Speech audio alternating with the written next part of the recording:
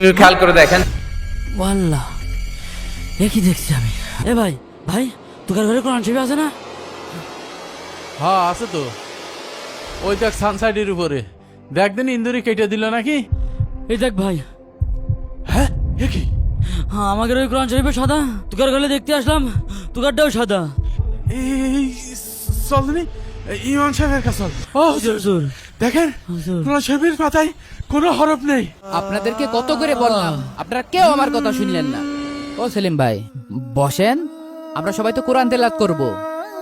ওহো, আমার তো মনেই ছিল না আমি আর একদিন আসবানে। কি হইলো? হ্যাঁ বসেন, কোরআন তেলাওয়াত করি আমরা।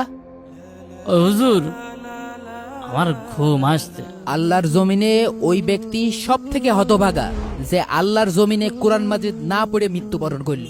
إن الله لا ينتزع العلم من الناس